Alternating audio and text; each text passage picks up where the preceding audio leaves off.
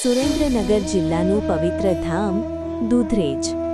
ઝાલાવાડની ધરતી પર આવેલું આ ધામ લાખો રબારી સમાજ અને શ્રદ્ધાળુઓની આસ્થાનું કેન્દ્ર છે.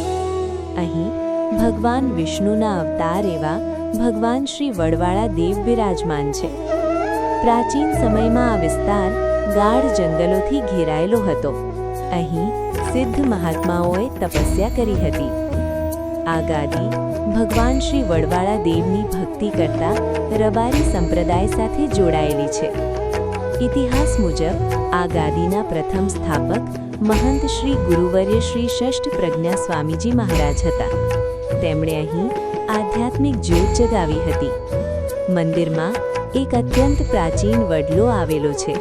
લોકવાયકા છે કે આ વડલા નીચે સાક્ષાત પ્રભુએ દર્શન આપ્યા હતા. કહેવાય છે કે આ ભૂમિ પર ગાયોના આંચળમાંથી આપોઆપ દૂધની ધારાઓ વહેતી હતી, જેના કારણે આ જગ્યાનું નામ દૂધરેજ પડ્યું.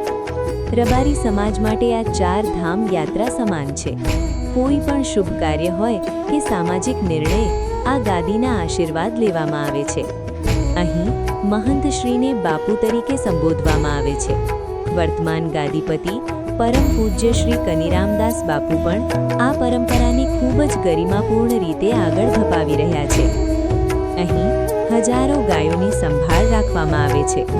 ગૌ સેવા એ આ મંદિરનો મુખ્ય મંત્ર છે. મંદિરે આવનાર કોઈ પણ વ્યક્તિ ભૂખ્યો ન જાય તેવી સુંદર વ્યવસ્થા અહીં વર્ષોથી ચાલે છે. અષાઢી બીજ આ મંદિરનો સૌથી મોટો ઉત્સવ છે. આ દિવસે વડવાળા દેવની ભવ્ય રથયાત્રા નીકળે છે. ભજન, સંતવાણી જેવા કાર્યક્રમો હોય છે અને આખા ગુજરાતમાંથી લાખો લોકો ઉમટી પડે છે. મંદિર પર ચડતી પંચરંગી ધજા ભક્તોની શ્રદ્ધાનું પ્રતીક છે. અહીં એવું કહેવાય છે કે આરતીના સમયે મંદિરના શિખર પર મોર આવી બેસે છે.